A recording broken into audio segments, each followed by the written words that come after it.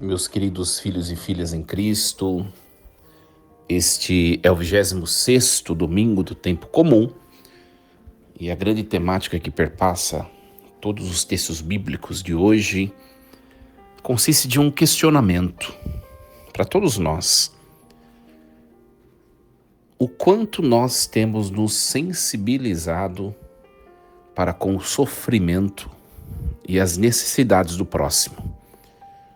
Nós corremos o risco, nesta vida, de vivermos o tempo todo voltados para nós mesmos, para as nossas necessidades, nossos sonhos, nossos projetos, nossos empreendimentos, e acabarmos por fechar os olhos para com aqueles que estão à nossa frente e que muitas vezes passam por necessidades muito maiores do que as nossas e que muitas vezes passam por situações até mesmo desumanas, a miséria, a fome, a carência, a necessidade do afeto, de um carinho, de um ombro.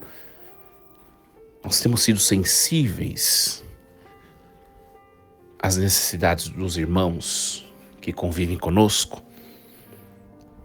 Essa é a temática de hoje. E aí nós nos deparamos com esse evangelho, um evangelho muito conhecido, Muito conhecido, até mesmo se você perguntar sobre esse evangelho para as pessoas que nem vêm à igreja.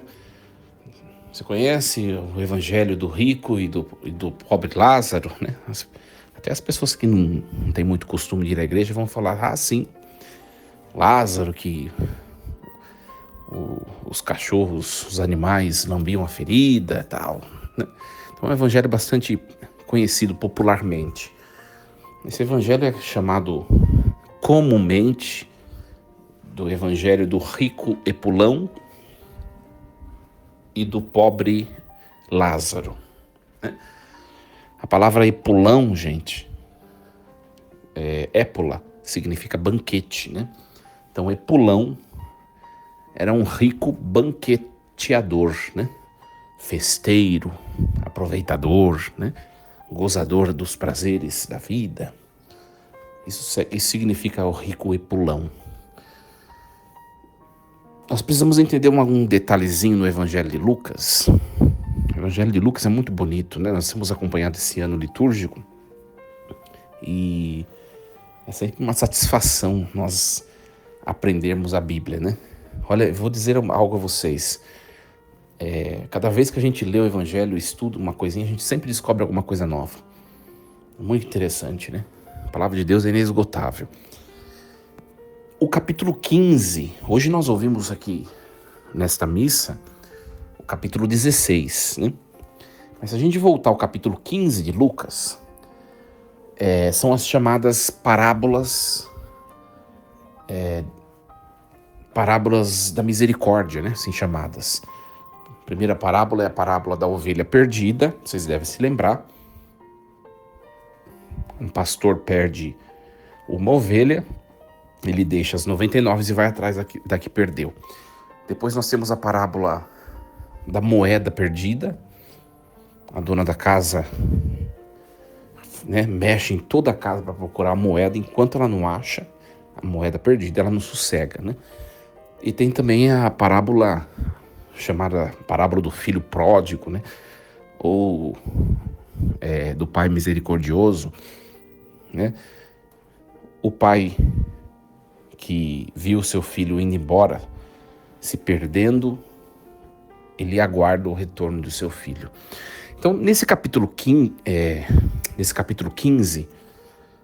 nós vemos nessas três parábolas o retrato do Deus que nos perdoa, o retrato do Deus que vai até nós para nos alcançar e nos trazer para a vida, Olha só, a ovelha perdida, o pastor vai até ela procurá-la, A moeda perdida, a dona da casa vai atrás da moeda perdida, O filho pródigo, O pai, ele já está esperando, Ele já está esperando o filho voltar. Então Deus ele vai até nós, ele nos alcança, ele nos abraça, né?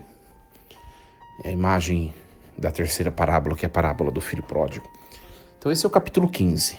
O Deus que vai até nós e que nos alcança para nos salvar, porque nos ama. Hoje nós ouvimos o capítulo 16. Né? O capítulo 16 inverte um pouco essa dinâmica. Né? Da mesma forma como Deus ele vem até nós, como o que nos informa o capítulo 15, nós também devemos fazer o mesmo em relação ao nosso próximo. Olha que bonito. Nós devemos ir ao nosso próximo, nós devemos alcançar o nosso próximo, nós devemos nos sensibilizar, né, com a fuga do próximo, com a pequenez do próximo, com a miséria do próximo, ir até o próximo, alcançar o próximo, abraçar o próximo. E mais uma vez, como eu falei no começo, nós temos feito isso? Ou nós nos deixamos alcançar, aliás, ser alcançados por Deus? Nós queremos o perdão de Deus, queremos a bênção de Deus, queremos os favores de Deus, mas quando diz respeito ao próximo, nós não fazemos nada. Para a gente se perguntar. Então,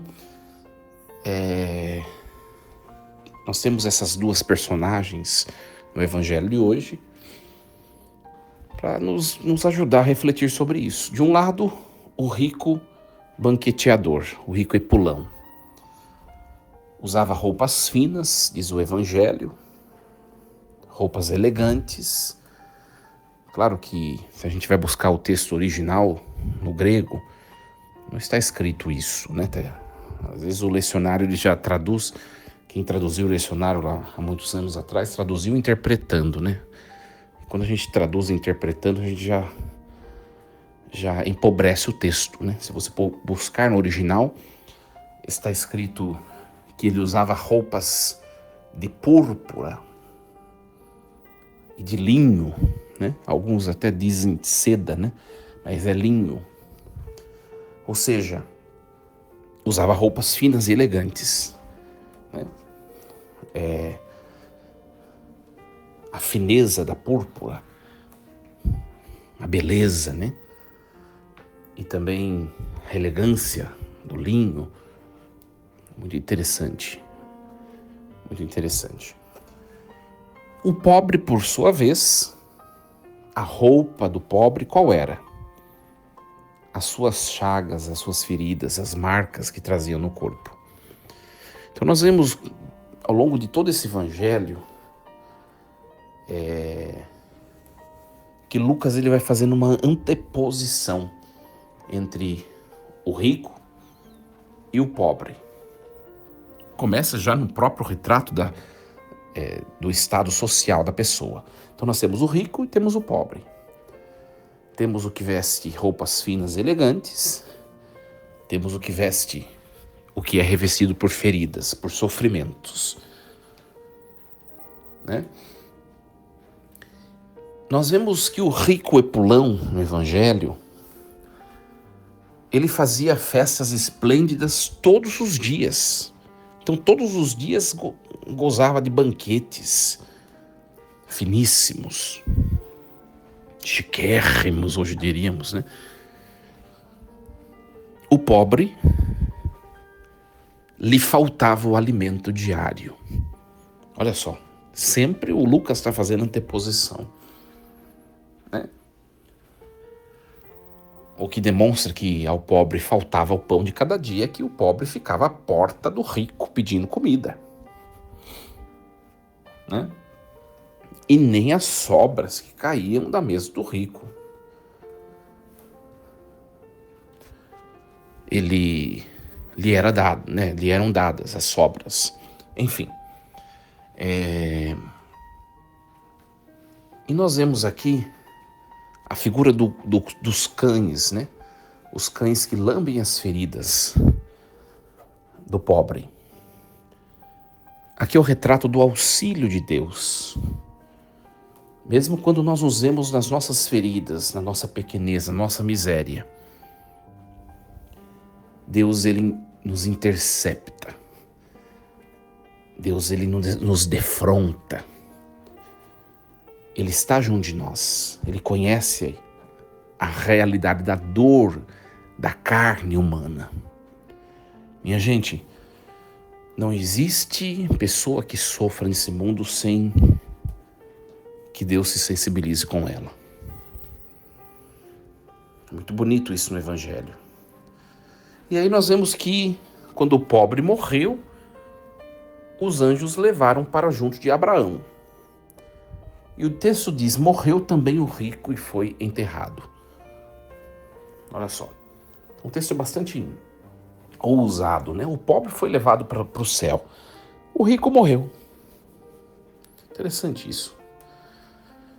É interessante também no Evangelho que esse rico, ele não tem nome, né? O pobre tem nome. O nome representa a intimidade. Nós só chamamos na tradição judaico-cristã, nós só chamamos alguém pelo nome quando aquela pessoa se torna íntima de nós. O nome supõe intimidade. Deus, ele é íntimo daqueles que sofrem.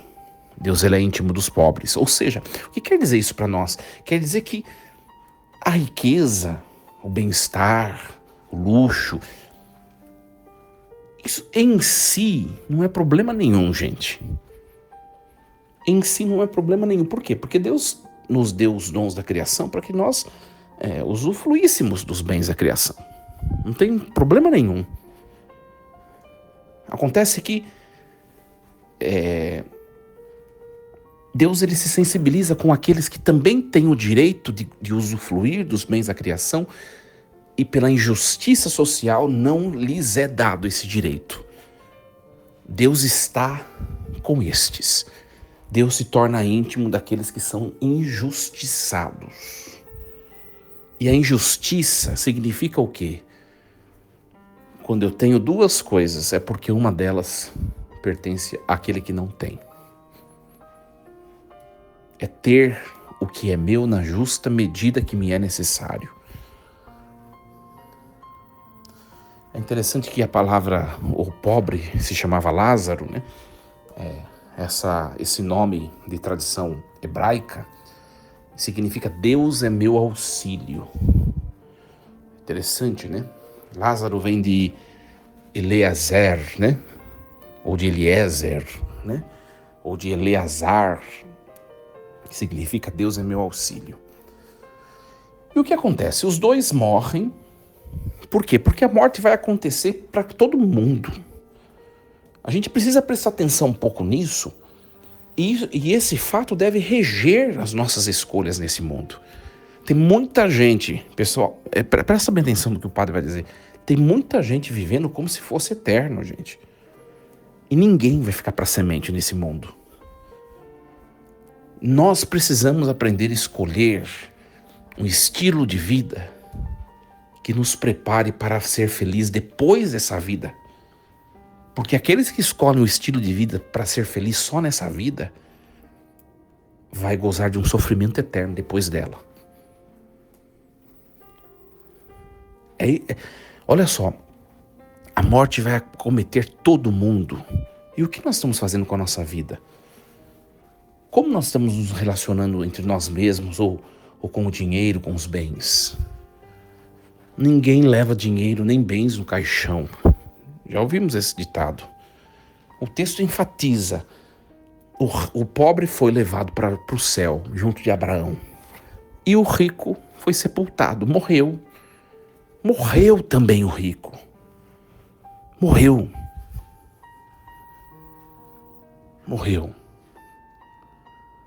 Olha só. Haverá uma prestação de contas. Né? Depois que o texto diz que o pobre foi levado para junto de Abraão e o rico foi enterrado, o texto ele vai falar que na região dos mortos, no meio dos tormentos, o rico levantou os olhos e viu de longe Abraão com Lázaro do seu lado, e o rico pediu: Pai Abraão, tem piedade de mim, Manda Lázaro molhar a ponta do dedo para me refrescar a língua, porque eu sofro nessas chamas. Ou seja, primeira coisa para a gente refletir, haverá um juízo, gente. Haverá um juízo. Nós vamos prestar contas da maneira como nós temos nos relacionado entre nós e com os bens da criação, com o dinheiro, com os prazeres, com aquilo que está além de nós e de Deus. Haverá um acerto de contas. Olha, preste bem atenção no que eu vou falar, que é uma coisa muito importante e decisiva nesse texto. O problema do rico não é ser rico, gente. O problema do rico não é ser rico. O problema do rico não é ter dinheiro. O problema do rico não é saborear os prazeres deste mundo, que são bens, são graças, são dádivas de Deus. Mas, padre, então o que o texto está criticando? Qual é a crítica do texto? O problema do rico é que ele fazia tudo isso. Tinha dinheiro, gozava dos prazeres, tudo isso. Mas ele não se sensibilizava com o seu próximo. Aí está o problema do rico. Então, nós vamos perceber que quando eu tenho bens, eu tenho riquezas, acontece uma grande tentação de eu me voltar somente para mim e não me sensibilizar com os outros. E aí está o problema. E eu prestarei contas. Eu prestarei contas disso. Outra informação importante desse texto é uma parábola, né? Que Jesus está contando. O rico, por não se sensibilizar com o sofrimento alheio, ele é condenado. Aqui, depois o rico está sofrendo, depois dessa vida, no inferno, nas chamas. Ele pede alívio, Aqui, o texto não sugere um arrependimento do rico. O rico não quer o céu. Ele quer parar de sofrer. Tem muita gente assim.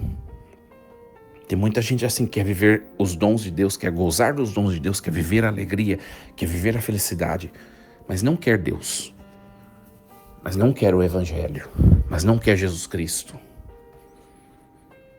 É como se eu quisesse tacar água em mim num dia de calor e não querer me molhar.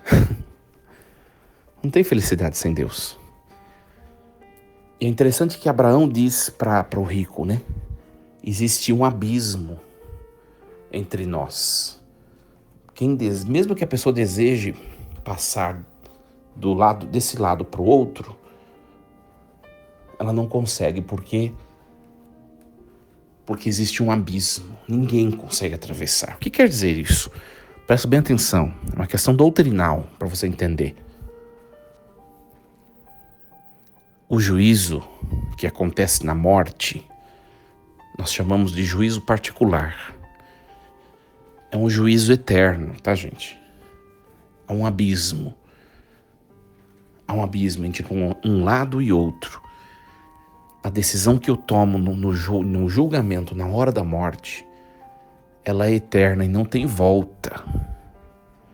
Você precisa entender isso para você ter a doutrina na sua cabeça e não ficar falando bobagem. Aliás, tem muita gente falando bobagem sobre céu, inferno, purgatório. Só existe duas vias. Quando você morre, no ato da morte, ou você é salvo ou você é condenado. Se você é condenado,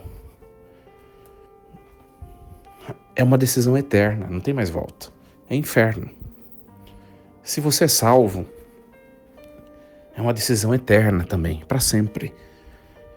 Acontece que tem pessoas que são salvas e que não expiaram ou não purificaram as penas temporais dos seus pecados.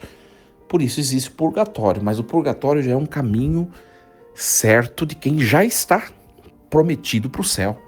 É um caminho dos salvos. Quando a igreja reza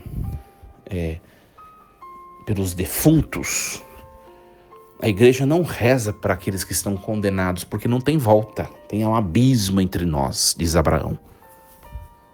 Mas então para quem que a igreja reza quando ela reza pelos defuntos? A igreja reza por aqueles que já estão salvos, ou seja, no ato da morte, eles se tornaram salvos, mas que estão purificando penas antes de entrar no céu. O caminho deles é o céu. A igreja reza para que eles possam apressar a ida para o céu. É isso que a igreja pretende quando reza pelos defuntos.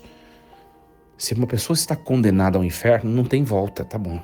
Não é para eles que a gente reza. Precisa ficar claro isso. Espero que tenha dado para entender isso. Então, e o rico insiste. Abraão, eu te suplico, já que Lázaro não pode nem molhar a ponta do dedo para me refrescar a língua, porque tem um abismo, então manda Lázaro lá para minha família, para preveni-los, para que eles não venham para cá, para que eles não venham do inferno. E Abraão diz assim,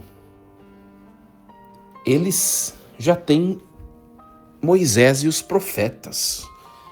A palavra Moisés e profeta significa que eles já têm a revelação, eles já têm a escritura. Hoje nós diríamos o quê? As pessoas já têm a igreja que está pregando há 2000 anos o evangelho. Se não estão escutando a igreja, pode até fazer milagre, fazer um morto ressuscitar, pode até fazer paralítico andar, pode até fazer um milagre mais estupendo que dê para fazer. Ninguém vai acreditar. Por quê? Porque já aconteceram muitos milagres ao longo da história, gente. E tem muita gente que não vai na igreja ainda. Eu falei isso daí outro dia na missa de Corpus Christi, né? Eu falei, gente, que eu comentava sobre milagre eucarístico, né? E eu falava nessa homilia de Corpus Christi, eu falei, gente, se milagres eucarísticos fossem suficientes para as pessoas acreditarem que a Eucaristia é verdadeiramente Jesus Cristo ou o corpo de Jesus Cristo, todo mundo viraria católico e todo mundo estaria na missa, porque nós temos uma infinidade de milagres eucarísticos, uma infinidade. E tem um monte de gente que não crê. Então Deus pode fazer milagres portentosos, aparentes, vislumbrantes. Talvez até convençam algumas pessoas durante algum tempo. Daí a pouco as pessoas caem na incredulidade de novo. Então as pessoas já têm o evangelho, já têm a igreja, já têm os sacramentos. Quem tem que crer vai crer escutando a igreja. Não tem que ficar inventando mais coisa. É isso que Abraão responde para o rico, né? E é bem verdade a conclusão final aqui, né? Se as pessoas não escutam Moisés nem os profetas, mesmo que alguém ressuscite dos mortos, elas também não acreditarão. Então é muito interessante, gente. Muito interessante, muito interessante. O rico, no fundo, ele não se arrepende, como eu falei. Né? Ele simplesmente quer parar de sofrer, mas ele quer parar de sofrer sem Deus. Ora, a felicidade, a satisfação plena só existe em Deus. E é uma ilusão neste mundo quem vive sem Deus e acha que está no caminho da felicidade. Vai quebrar a cara, gente. Vai quebrar a cara. Então, qual a moral desse evangelho? A moral desse evangelho vai ter uma prestação de contas quando a pessoa morre. Ela vai colher daquilo que ela plantou. O quanto ela foi justa, sensível para com o sofrimento, a necessidade do outro. Essa decisão consequente às ações da pessoa, elas são eternas. Outra coisa que esse texto nos ensina é que depois que morre, não tem mais volta, é um abismo de um lado para o outro. Então, se a gente tem que brigar para ir para o céu, gente, a gente tem que brigar, batalhar para ir para o céu nessa vida. É muito interessante, às vezes a gente vê em velório, né? Você vai celebrar Ezequias. É muito interessante isso, que a gente acaba dando risada depois, né? Mas em velório, todo defunto vira santo. A pessoa a vida inteira não prestou. Fez um monte de gente sofrer. Não temeu a Deus, não escutou a igreja, não viveu uma vida de santidade. A hora que a pessoa morre, ela vira mais santa do que a Virgem Maria. É muito interessante acontecer isso. Por isso, quando eu vou pregar em Ezequias, eu sempre falo, nós estamos rezando em comunhão com esse irmão e o nosso desejo é que ele tenha um encontro fecundo com Deus. Ali eu não posso ficar, o padre não deve canonizar o defunto. Tem padre que faz isso, tem diácono também que faz isso. Quem vai julgar e o único que conhece se aquela pessoa que morreu foi para o céu ou para o inferno é Deus. Nós todos vamos saber só no dia do juízo final, se tiver alguém no inferno. Deus queira que não tenha. Por isso tem que tomar cuidado quando vai rezar Ezequias, os padres e os diáconos, e também os ministros. Qual deve ser a nossa palavra na homilia? Meus queridos, nós estamos aqui reunidos diante desse irmão que partiu. Nós professamos a fé na ressurreição final. Estamos desejosos de que esse nosso irmão, essa nossa irmã, tenha tido um encontro fecundo com Deus. Estamos desejosos, não vamos afirmar, essa pessoa foi para o céu. Nós não sabemos. E eu sempre, quando eu vou pregar em Ezequias, eu não gosto muito de fazer Ezequias, né? Mas quando acontece, eu sempre digo assim, olha, é esse o mistério que nós refletimos, né? O mistério da ressurreição. Mas a gente também tem que, nós que continuamos peregrinando aqui na Terra, a gente precisa aprender com a morte. Que a morte desse irmão nos ensine que a vida vai acabar um dia. E que quando a vida terrestre ou corporal acabar, nós teremos um encontro com Deus. E como nós estamos vivendo? Estamos vivendo bem? No amor uns pelos outros, no perdão, no relacionamento com os bens? Temos colocado o dinheiro no lugar certo? Ou o dinheiro virou um Deus? Nós estamos vivendo bem essa vida? Eu sempre levo diante do mistério da morte as pessoas a refletirem um pouquinho isso, porque não adianta ficar só lá falando que a pessoa foi para o céu e aqueles que estão celebrando o mistério da ressurreição têm uma vida péssima e não faz esforço nenhum para mudar a vida. Então, olha, outra coisa, presta atenção. Essa parábola não quer dizer que Deus,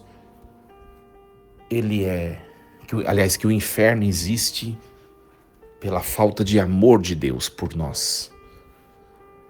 O inferno existe, gente, pela nossa falta de amor, pela falta de amor das criaturas em relação a Deus.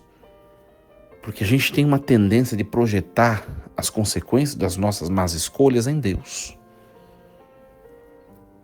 E Deus criou tudo bom, gente.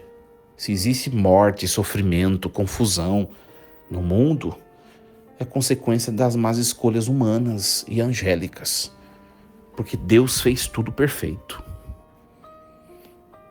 E aí tem gente que quando vai falar de inferno, o inferno não existe não. Porque Deus é bom, mas o inferno não tem nada a ver com Deus. O inferno, ele é uma consequência, um estado de vida, um estado de existência de pessoas que não querem Deus. Não tem nada a ver com Deus o inferno. Não tem que ficar projetando em Deus. É exatamente o contrário. O inferno não existe porque Deus é bom. Olha, o inferno existe exatamente porque Deus é bom e tem gente que não quer viver em Deus. Então não tem nada a ver com Deus a existência do inferno. Deu para vocês entenderem?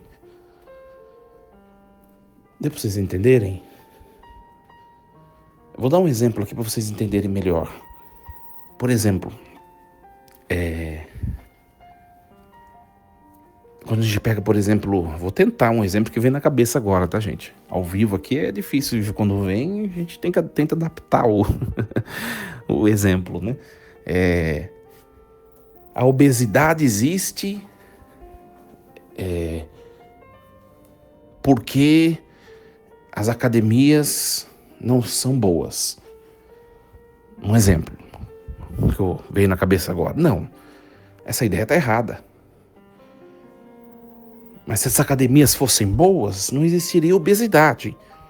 A mesma coisa Deus. Se Deus é bom, então não existe inferno. Ora, mas o inferno não tem nada a ver com Deus. Ora, mas a obesidade não tem nada a ver com a qualidade das academias. A obesidade, ela tem a ver com as pessoas que não querem a academia. Deu para entender? O inferno diz respeito às pessoas que não querem Deus. Então não tem nada a ver com Deus a existência do inferno. Depende do meu eu, da minha escolha. E se eu escolhi nessa vida viver somente para mim, e Deus é um Deus alteridade, é um Deus que me faz voltar para o outro, então eu não estou apto para estar em Deus. Eu não quero Deus quando eu vivo no egoísmo. Deu para entender o sentido da coisa? Muito interessante, gente. Né? Então, hoje nós ouvimos a primeira leitura da missa de hoje, muito bonita, né? O texto de Amós, né? Amós viveu no século VIII a.C., é um profeta que vivia, na época dele, o povo de Israel estava dividido em dois reinos, né? O reino do norte e o reino do sul. O reino do norte tinha 10 tribos e o reino do sul tinha 2. E Amós veio do sul, e Deus suscita Amós e manda Amós ir pregar lá no norte, para a corte, para as autoridades religiosas. Por quê? Porque as pessoas estavam vivendo exatamente como Deus não quer que as pessoas vivam, no egoísmo. Então, a nobreza, as autoridades civis e religiosas viviam esbanjando bens, a riqueza. Olha só o que diz o texto, né? Dormindo em camas de marfim, deitando-se em almofadas, comendo cordeiros do rebanho, novilhos do gado, se deleitando ao som das harpas, bebendo vinhos em taças, se perfumando com os finos ungüentos, mas não estavam preocupados com aqueles que eram mais pobres e que sofriam. O que aconteceu com essa turma? O reino do norte, para onde Amós foi enviado por Deus para pregar, o reino do norte, as lideranças religiosas e políticas não ouviram a profecia. Não ouviram o que Amós estava denunciando. O que aconteceu? Aconteceu que a Assíria vai invadir o reino do norte e vai destruir tudo. É o que está escrito aqui, no finalzinho do texto. Por isso eles agora irão para o desterro, na primeira fila, e o bando dos gozadores será desfeito. O que quer dizer?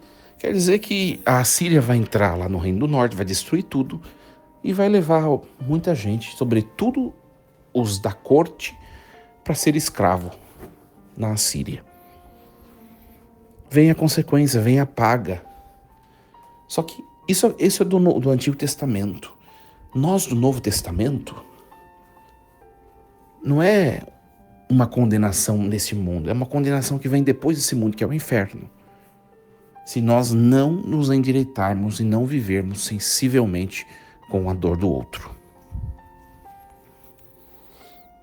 Hoje, esse salmo que nós ouvimos, 145, vem ratificar essa informação, né? O Senhor, ele se volta para o pobre, ele é fiel para sempre, ele faz justiça aos que são oprimidos, dá alimento aos que são famintos, liberta os cativos, abre os olhos dos cegos, ergue o caído, ama quem é justo, ampara a viúva, o órfão que eram classes de pessoas totalmente discriminadas nessa época. Ou seja, Deus, Ele está olhando tudo, gente. E Ele se sensibiliza com aqueles que sofrem. Se sensibiliza, né? Hoje nós ouvimos essa segunda leitura também da carta primeira de São Paulo a Timóteo. Olha só, tu que és um homem de Deus, foge do que é perverso, procura a justiça. Ou seja, seja sensível a si mesmo, às coisas de Deus e também ao próximo, né? Combate o bom combate da fé, conquista a vida eterna. Ou seja, minha gente, para conquistar a vida eterna, nós precisamos passar pela sensibilidade do outro. É isso que essa liturgia de hoje... Então, reflitamos um pouco, né? Às vezes a gente usa a nossa profissão só para ganhar dinheiro para nós, nossa família, nossa posteridade. O que você tem feito socialmente para ajudar a sociedade? Tem tanta gente que tem dons, carismas, mas não coloca nunca a serviço daqueles que são necessitados. Tudo visando dinheiro, tudo visando lucro, tudo... Espera um pouquinho.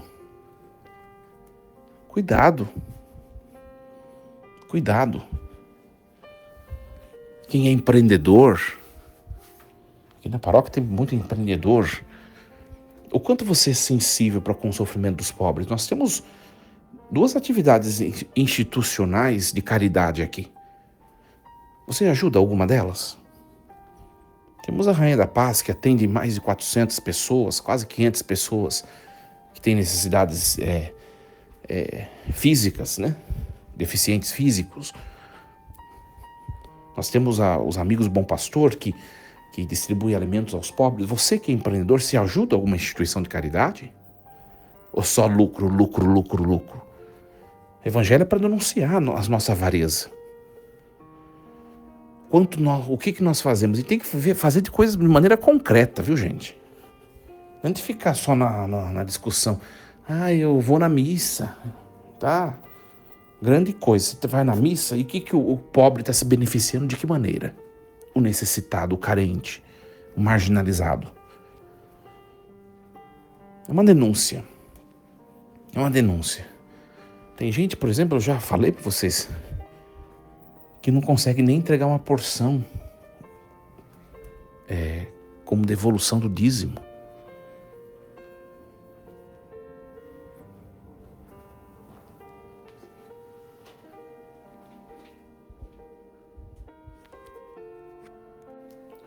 Então, que nós reflitamos essa palavra de hoje, gente, e para ver o quanto que nós nos doamos para o bem do outro, deixando um pouco de pensar só em nós, na nossa ganância, no nosso